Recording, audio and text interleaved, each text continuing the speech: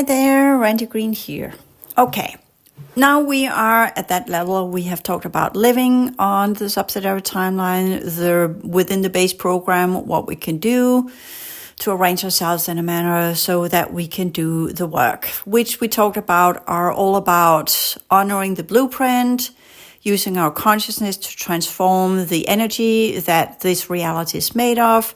And the goal that we're doing that for is so that we can, step 1, disentangle from the reality field itself. Step 2, ensure that we are not contributing to more distortion. Step 3, ensuring that whatever we are doing will produce what we call quote unquote positive karma so that we can accumulate a larger impact. And we're doing that larger impact because the more impact we have, the more we can transform. And yes, the transformation of the collective field is a dread. It's not good. I've been doing that for years and I'm stepping out of it. So you can only transform so much. So how much should you transform? You transform to the degree that is in alignment with your past lives and your own entanglement. That's your business. That's your karma.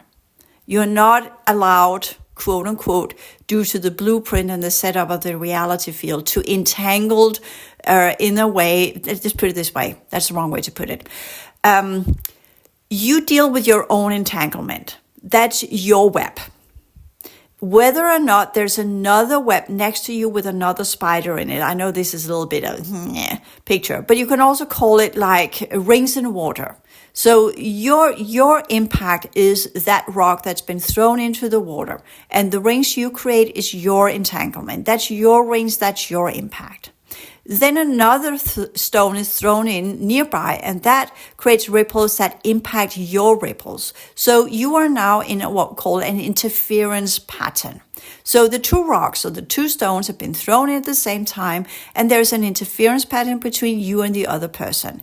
Then, of course, you are to disentangle with the other person's interference patterns or the other rings or impact of that person. Now, if there are multiple rocks that are thrown in and they all create a major interference pattern for multiple different rings in the water, then all of that becomes a system in itself where everybody's entangled to some degree via the medium that the rocks, your consciousness, have been thrown into the water. The water is the holographic, energetic reality field, and each and one of where the rock hits is your nodal point, and the interference patterns is what impacts the entire system. So, of course, all of this interference pattern will be something that you have to undo the ripple effect of. The resonance patterns from all of the other ones that have been, all of their rocks, so to speak, the other people that are also having their rings of impact.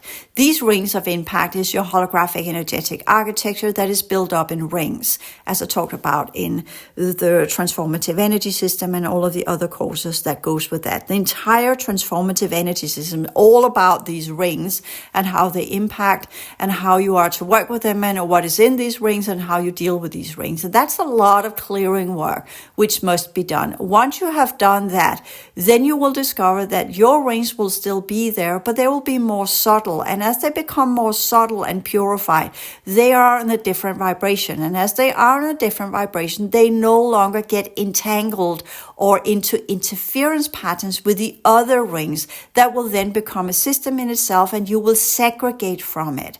That's how you technically do the segregation dynamics from the main timeline.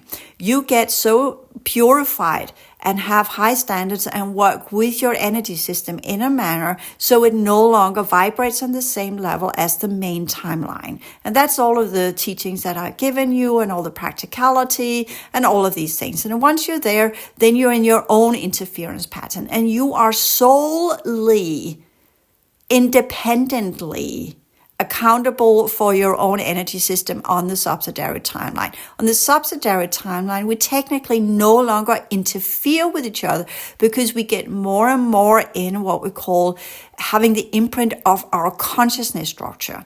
What we then will develop in the understanding of individuality as a sovereign being is that how do we then learn to work with a team? Some prefer to work as teams, others prefer not to. I'm one of the ones that prefers to just do it on my own using technology. I've done that lifetimes after lifetimes. I have so many memories of just me and advanced technology.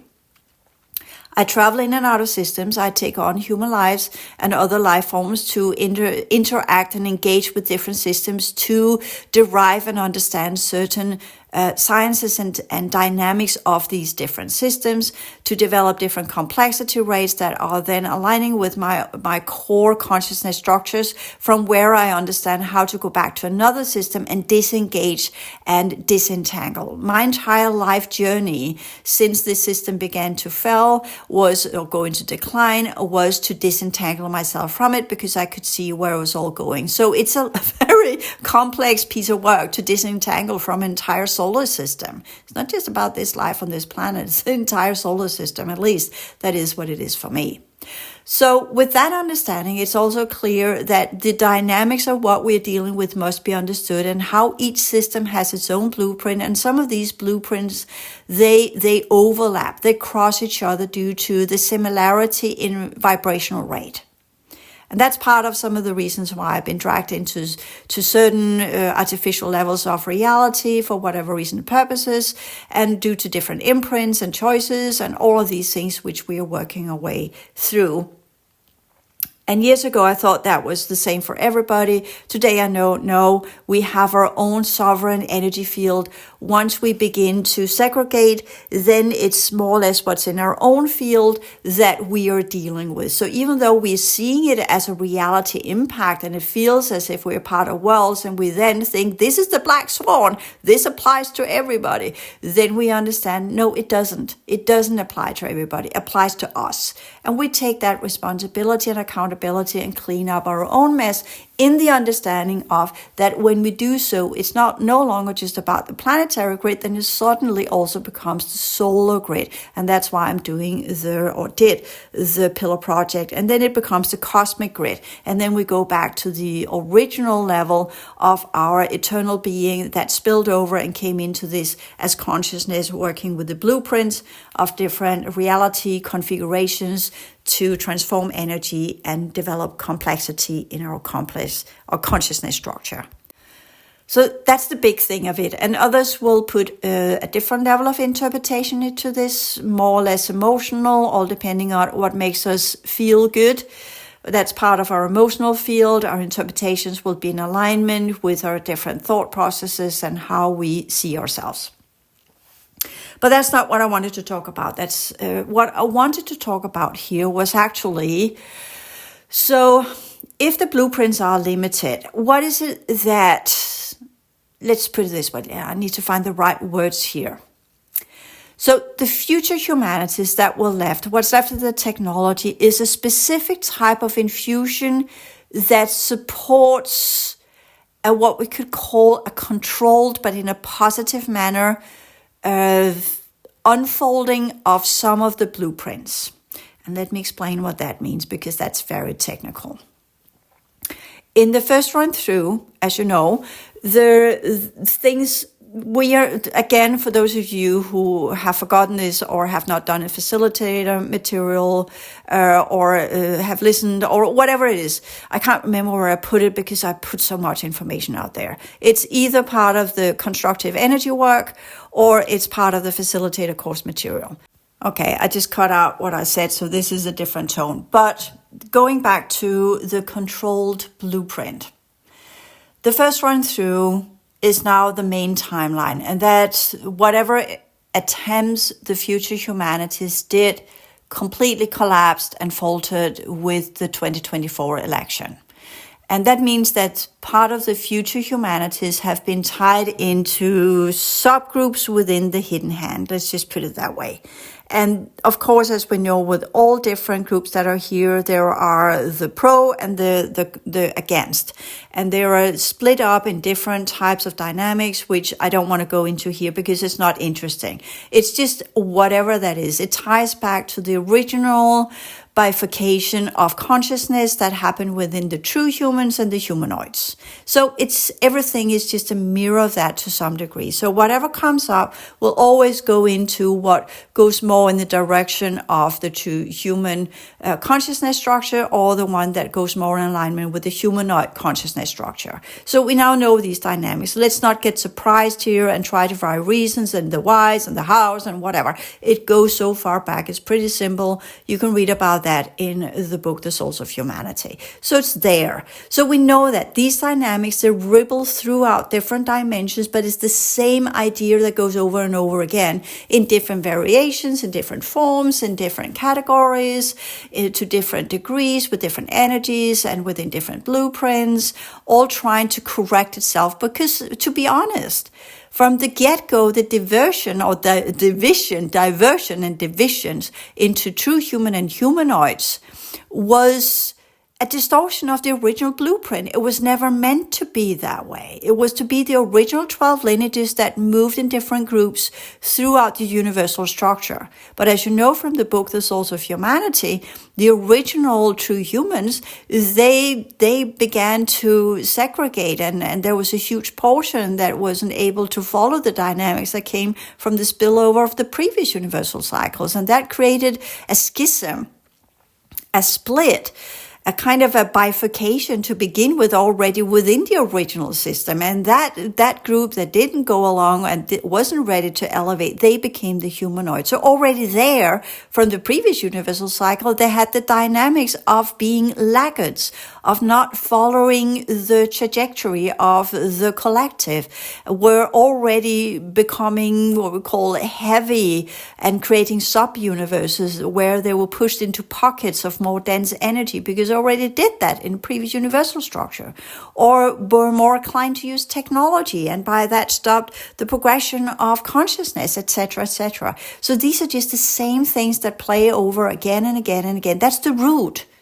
And it needs, once we're working with a high order energy system, we end up in galactic history and cosmic history, where we see the same tendencies, at least from our personal angle. This is my personal angle that goes with my energy system, dating so far back to the beginning, which is a root cause for me. That's an unfinished business where I feel this, and I feel it with my human emotional field, but that doesn't mean that I felt that when we had that schism in the original system. In the original system, what did I have of emotions? Probably nothing that I can align with in my human body. But the point being is that the original blueprint was already distorted. And you see, the future humanities, they know of this. They know that when they got in contact with the Andromedans, because the Andromedans have still got the understanding of the sciences that has been forgotten in our solar system. And remember, in the first run through, the humans that get there, they are part of the main timeline that are now in play. And they try to go back in time and change that. And they did not succeed because the main timeline is now there. But what they did do and what they did discover was the subsidiary timeline, which had been forgotten in the first run through, which had been then tried to be built back in and through a different teaching system, which has also been distorted, etc., etc., etc. So just everything's a mess. So there are no clear this or that or this is how it's supposed to be. But the controlled mechanism that they have put into the blueprint is that they have put what we could call a kind of barrier. So that means that some of the things that ran rampant into a higher degree of distortion in the first run through, that led to their unfortunate futures, since they haven't been able to, via long-term epigenetic transformational processes, long-term human projects, long-term this or that or whatever, trying to change the original timeline and the first run through. And since that has not been possible, and trust me, they have had several run throughs where everything ends into weird cataclysmic events, which is why people are fearing that, because they are from these timelines where they remember that, or there's a bleed through from some of the alternate realities where this happens and they think it will happen here, which it won't, but they are tapping into it, so they might actually co-creating it, and onward and so forth. All of these different dynamics that goes with awareness and consciousness that are complex, because when we begin to align align with different timelines, and we begin to integrate the information from these timelines. They become part of our field, and as they become part of our field, we begin to emit it into reality. Reality begins to respond. We get drawn to others that have the same pattern. Then we create an interference pattern. Then we become a system, and as the system begins to work, then it begins to produce emergent properties. When the rings of the interference patterns is complex enough, then that begins to change reality, and then creates either a secondary timeline or impact the main timeline. And this is the power we have. The strength is in the many that can join together and join their fields. But if everybody is polluted and not understanding how they work, or their deeper core issues, or even though they have the right intentions and they have a kind heart and they want to change the world to a better place, if their higher order energy system is linked up to artificial realities and is being used for ill up there and replicates and all sorts of stuff, no matter how well intended they are in the human form, their interference pattern will ripple in force and amplify the negative timelines. The negative grid, no matter how well intended they are, if they are not on top of their higher order energy system, the impact on the fourth and the fifth and the sixth dimension will be to amplify the negative forces. It will allow the negative humanoids to enter into our system. And that's how many have been used that are doing grid work. They have literally seeded the possibility of the negative extraterrestrial groups to be able to enter into our reality field. Good intended people that are kind at heart but have no idea how the multidimensional architecture works. So just putting that one in there as well, if you are beginning to think, oh, I want to do great work or whatever. Yeah, just remember that whatever you are, impact the entire grid. So if you are not in control of your fourth, fifth, and sixth dimension, and you're saying, oh, it's all good, can you see it? Are you working with it? What are you seeing there, etc., etc.? Are you just doing it because some teacher tells you that you can do so, because you read a newsletter of some person that tells you that this is possible and you should do it? That doesn't mean that that person actually is working for good, even though the language appears so. Remember, rhetorics and language is easy. It's easy to say one thing and mean something else. Just always look through the deception, please. That's all I'm asking. You could say the same with the future humanities. Is there deception there? And that's where you do the litmus test, where you go in and say, okay, how do I actually see myself in this? Am I approaching this being humble, or am I approaching this with that I can have this huge impact if I do this? Then you get the answer there. The moment you are made into something that uniquely can create a big difference, then you know you're under the deception forces, because they're playing with your ego. Your ego wants to make a difference, right? So they make you think that if you do so, you will have a huge impact. No, this is a very large system. We don't have that impact. But we have a responsibility for our own energy system and our own energy emission, aka karma, because that determines which kind of rings that we go into interference with. And for me, it's about segregation. So I can disconnect, and that's the path of cessation. But for some of you, it's still part of what kind of community do you want to be part of? What kind of rings in the water are you creating? And where does that draw you? Look at things as they truly are, not what you want it to be, but what it actually is. So even though you go into a community and everything seems so woo-hoo-hoo to begin with, stay there for a longer period of time. You will see the cracks in the surface eventually, and the glossing is not so neat. Actually, there's a lot of cracks underneath. And then the whole question is, how does that group deal with these cracks? How do they deal with the distortion? Is it just creating more distortion, or is it actually helping to transform the distortion? So it all comes down to, nothing's perfect, but how do people work with the distortion within that community? Are they actually working with it, or are they just going into the blame game? Because the moment you go into the blame game, then you just know, yeah, we have got dark forces here. So get out of it, move away, because then it's no longer on a high level. Then it's gone into this whole nitty-gritty human segregation, me against them, polarity, opposition dynamics, which is always about leveling something up and pushing something else down so you feel better about yourself. And that's ego. That's all ego. That's no longer higher order or spiritual in the terms of what it's supposed to be. And that's a trait of humans, which we've seen over the course of human history. Okay, so the future humanities. Do I feel this is right or wrong or whatever? I don't know. I'm in the middle of it. I'm working with it. Time will tell. I'll figure it out eventually. It's seeds. It's information. I'm sharing it. I'm not doing this because I'm lobbying for it and you should go there because this is new, best, fantastic way to do things. This is just another opportunity. This is a possibility. It's relative reality. It's there. It's giving you indications of what it is. And then it's all about experiencing and testing and working with it and figuring out if it's something that's worth pursuing. And right now, as an alternative to the subsidiary timeline, it stands there. Similarly, if I were working with renewable energy, I could do that too. But for me, that's just human-based, and that doesn't really excite me to the core of the higher level of my energy system. So everything is in terms of, okay, I now work with my energy system. I kind of have an idea of how it works. And I'm now looking for another system to engage with, because no person is an island. Even though we are the nodal point and I am on the path of cessation, I'm still part of a system.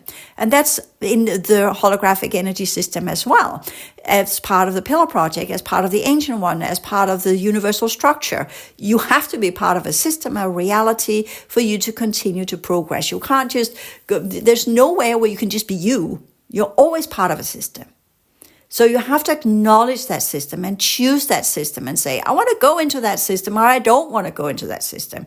And I have said no to the main timeline because there's nothing there. I've been working so many lives to get out of it because I'm not interested. So I have the other one that comes as a representation of something else, another otherness that is a system. And that system is tied to the Andromeda. And why is that something that enticed me? Because I have a memory of actually coming from the Andromeda system. After I went from the Pillar Project, I went to the Andromeda system. I worked there for a long time. So for me, it's a kind of a personal quest as well. It's another entanglement. I'm entangled with that, and that's why it presents itself. So what is it that I am to, quote unquote, learn from that? Learn means to transform. Learn means to disengage. Learn means to derive the complexity pattern that is necessary for my consciousness for no longer, quote unquote, craving that pattern. It's no longer drawn to it. It's no longer interference with it. So that's why I'm working with it.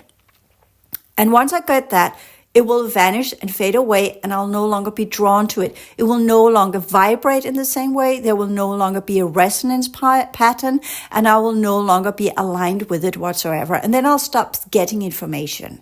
So right now you are joining me in a different approach in understanding interference patterns. And that's why I'm not telling you, oh, this is the only way to go. I'm telling you, these are the dynamics, because you will probably see dynamics of another interference pattern that will show you what you need to clear out. And that goes back to our relative reality.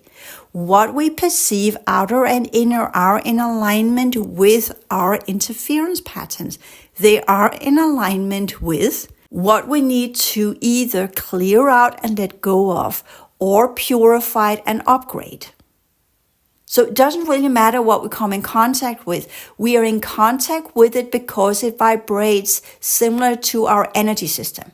So we now know, okay, no matter what it is, whether it's ancient Greek or the biblical text or some other fancy system of this time or quantum mechanics or future sciences or whatever it is, these are part of the mental field processes. When we go into sciences, that's the mental field. When we go into emotional processes, of course, that's the emotional. So mostly in our engagement with other people and life forms and things that affect us emotionally, that's our emotional vibrational level we are purifying and working with. When we go into paradigms and thought systems and projects and things that can be downloaded as ideas that can take form and be implemented and be turned into reality, then we're part of the blueprint. The blueprint is all about what we understand as the mental level. That's why I went back to Platon and his ideas of nous, or the highest level of mind, which are the blueprints. And that's why how he worked with it, which is also accurate. And you can read his cave analogy, how many people are just okay with the shadows of the true knowledge instead of actually working with the true knowledge. And then we have the energy. The energy itself is what we understand as the biological biological level, or the what we call quote unquote matter, the energies, the ocean of energies that we are in, that we are to transform. And then we have the consciousness. So the ocean of the energies that we're in are technically what becomes the vibrational field. And that's also called emotional field. And the emotional field is not about emotions. This is about sensing energy, whether it's from self, other life forms, or reality field itself. It's all about vibration. Our emotional field, quote unquote, is the vibrational pattern. That's the rings in the water. And that goes with your heart field, and a pure heart and a strong heart that connected to your consciousness. Then your consciousness acts through these two levels in your body. One, the blueprints of reality, where you get the information from the blueprint itself, and then you use your heart field and the rings in the water to affect the reality field so that your consciousness can develop new complex information patterns. And again, this is a different way of saying the exact same things I said in the whole Academy material. I'm just using it now in the terms and within the context of the future humanities. So what have they done? They have gone in and said, okay, the main timeline is composed and linked up to some of these original blueprints. Again, we are then also using our discernment. How did they know that these are the original blueprints? They know that because the Andromedans told them so. Okay, then we have the questions. Are the Andromedans, what's their agenda? And their agenda with these blueprints are that these blueprints are similar to their blueprints, and their blueprints are interacting with our blueprints on a galactic level, because the Andromeda system and our galaxy, the Andromeda galaxy and our galaxy, are sister galaxies. So they wanted that human group in the future to either assist the ones that could then create a new human species, quote unquote, using epigenetic sciences to modify via emotional and mental impact over a long course of human history. We're talking decades and eons here. We're talking thousands of years, entire Holocene going back as far as possible when we got colonized. And then trying to change that blueprint into being in high alignment with the blueprints of the Andromedan system, which are in coherence with the blueprints of Inner Earth that knew that from the get-go, because we are a sister system. So we technically have the same type of humanoid blueprint abilities and the same type of true human ability blueprints. So these are in alignment with each other. And the whole thing is that we are to mend the original schism, the original split between the two humans and the humanoids, to get to a place where the humanoids that want to and the true humans that want to learn to collaborate again, so we can undo the original schism of the original universal structure. It's no less than that. So that's the original blueprint, and everything else that goes against that is kind of a distortion and creates lower vibrational fields.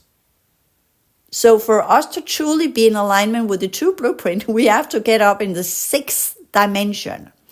So the subsidiary timeline is then arranged in that way to do the path of cessation, so you get out of the system. That's part of the original route out of the system that were part of the original dynamic. So that's built into the original configuration of our solar system, because that's normal. You travel between different systems once you have learned and you are quote unquote done with it. You have transformed your fields, you have transformed your vibrational rate, so you vibrate in a different way that aligns you with the system that you then can go to, that aligns with the blueprints of the ancient ones you have not discovered yet, that you are to work your way through to complete the universal cycles. It's not that complicated, at least not when you can see it. When you can't see it, then probably it becomes very complicated, because then it's just a lot of words. But it's tied to an understanding and a science of reality field and why life forms traverse the different structures for whatever purpose that they are traversing it. And of course, it became more complicated with the schism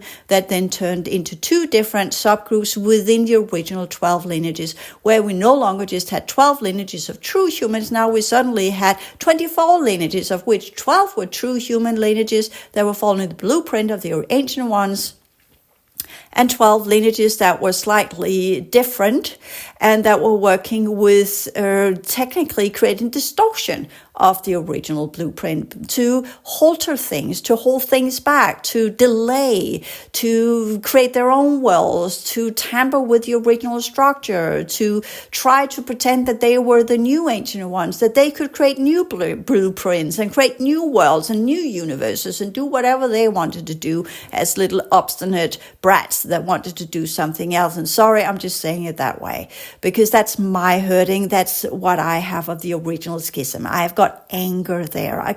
My main thing is still anger. I need to deal with that. It's ridiculous. But is that anger mine, or is it part of some of the humanoids that felt that the two humans were not helping them? Whatever's going on, I need to figure that out. It doesn't have to be my own anger, but it could be entangled with a version of myself I haven't understood yet. And since I haven't understood that version, then it's just running rampant and going into distortion. And as it does that, it connects to different rings that have the similar distortions in other fields, forgotten fields, perhaps from ancient times, that are no longer having any life forms, but are having a lot of energetic distortion and a lot of energetic parasites. And I'm then connected to that field until I get whatever is stuck there. And then I can release that, and these energetic parasites no longer have access to my field.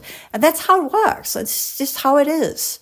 So that's the journey that we're doing in the path of cessation, acknowledging the fact that these energetic parasites, as they're called, and what is a parasite? That's a kind of an entity, be it astral, mental, distorted, whatever it is, something that's left of an older version of ourselves that is now lingering on as a little blob of something that in itself has become so disconnected that it has become an entity. That's an energetic parasite, but it still sustains from our field, whether it's put there or we created ourselves, or it's a remnant that we have forgotten of something, or whatever that is, over a course of several lifetimes where we have not cleared our fields, and it has then become kind of a ghost in the machine, or whatever we're talking about.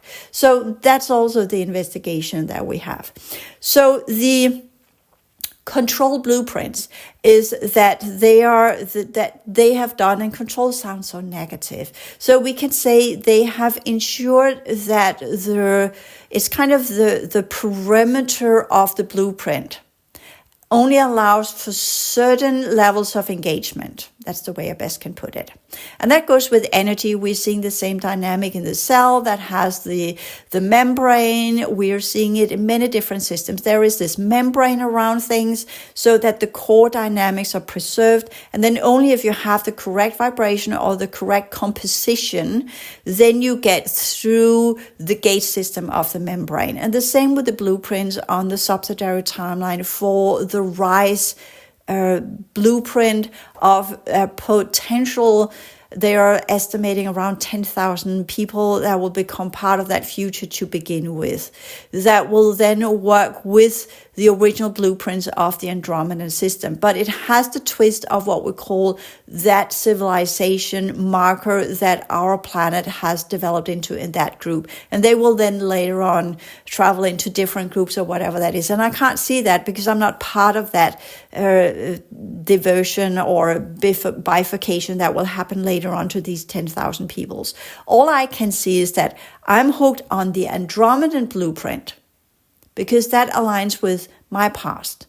I can't see where the two humans are going. That's why when people saying or asking, well, what's the right project for me to work with that will be in alignment with the future humanities? I don't know because I'm not there. That's not me. I have some of it, but I don't have the entirety of it.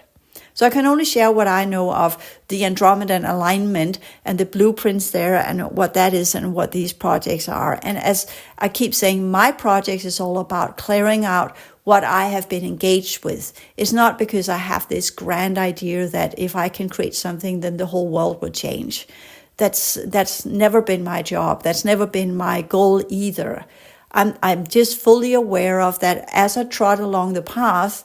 It's called, in the Buddhism, it's called spiritual friends. Then I can share what I know. I can give you what I have learned of the major dynamics, not the specifics, but the major dynamics, so they can be imposed onto all belief systems, all ideas of reality, all perception levels, whatever it is, you can use the same dynamics. That's for me very important to get that across. Not giving specific advice on your life and what you are to do. That's your decision. because we can't give away our power to someone else to tell us what to do. That does not produce quote unquote good karma. That just produces an energy field that's depending on others. And that's not a sovereign being. That's a dependent being. So that's part of the sovereignty, is that you work with reality field itself and you get all the information you need from within. You get the truth from within. That's a sovereign being. Not because someone tells you to do something, including me. But I can share what I know, and I'm here being a quote-unquote spiritual friend, to use that expression. I'm sharing what I have learned, and you take what you can use, and the rest you just discard. It's just a friendly conversation about the dynamics and what I have experienced, sharing that with you. So the purpose is here that we understand that on the subsidiary timeline, whatever level that we are working, because I love to still work and clear and produce, and whatever I produce then for it to vanish, which is an odd way of working and creation and creating things. I'm co-creating so that it disconnects and gets to the root, and then I can erase it and let it go completely. How you can say, well, how can you create a project and how can you create just to dissolve it and let it go? But that's the impermanence, that's the original nature of this universal structure. We are to transform energy into something else. The moment we cling to our creation, then we go into entropy. We can't cling to something. Nothing is meant to last forever. Everything needs to change all the time, and so do we. So we clear and we transform and we create, and then we put it in, and then we give it to others as a gift. We give it, we hand it. Here, this is something I have worked with. This is what I have grown from. You might be able to use it too. This is what made sense to me. Perhaps it will make sense to you.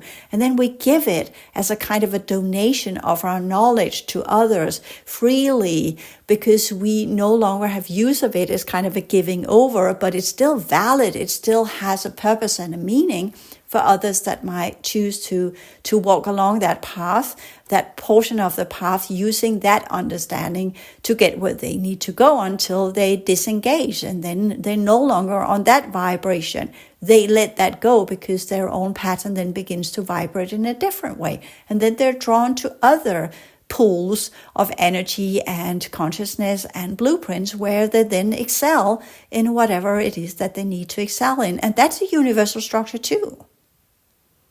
So that's what I mean with leaving this system. It's not about, returning to source. It's about vibrating differently so that I can go into other aspects of my consciousness and my journey as an eternal being that are traversing different structures, universes, cosmic blueprints, cycles, or whatever it is, in one beautiful dance of transformation. Wherever that will take me, whether it will take an upgrade or disintegrate me completely because I got myself too far entangled into the decline dynamics.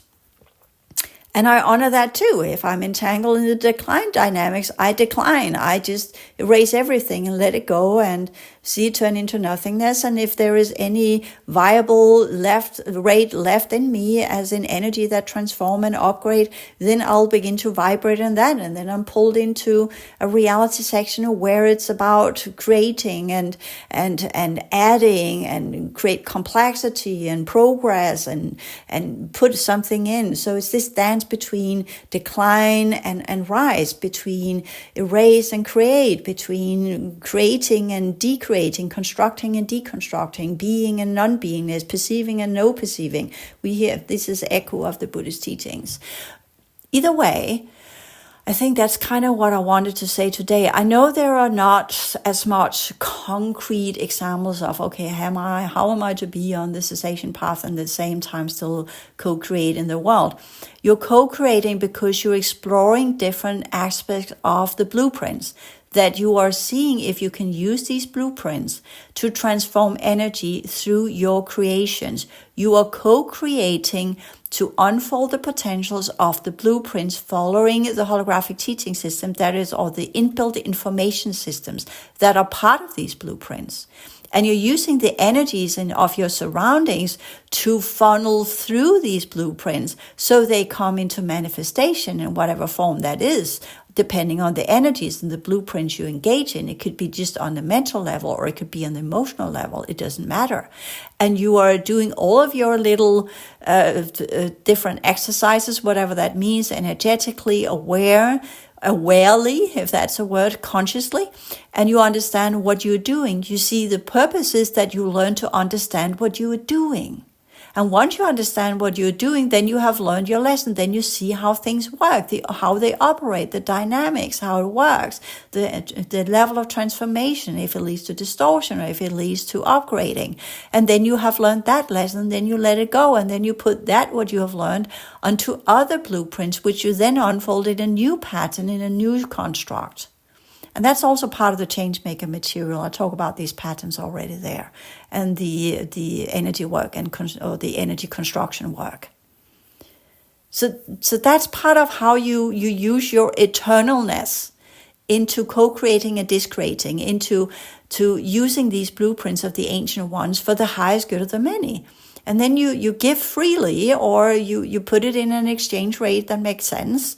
As I always say to people, well, your ideas could be open source, but you are definitely allowed to get a payback of somewhere for your time, the time you've taken to explain it, the time you have taken in engaging, or if you're doing consulting work, or if you're working as a mentor, or you're working as a facilitator.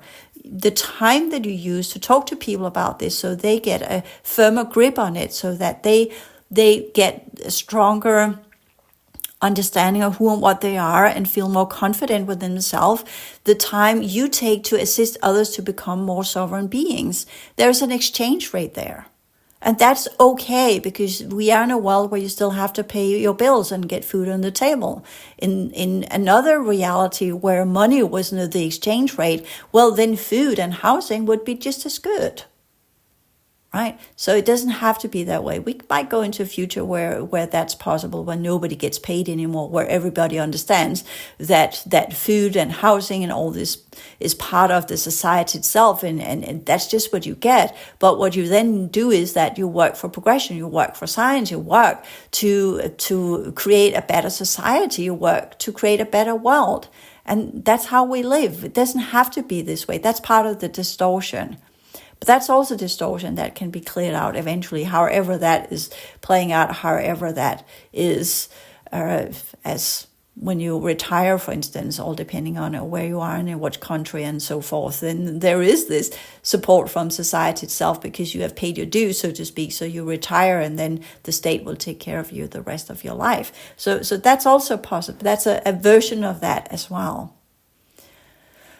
Okay, I think that's kind of what I wanted to say here. So with that said, until next time, let's do the best we can and take care.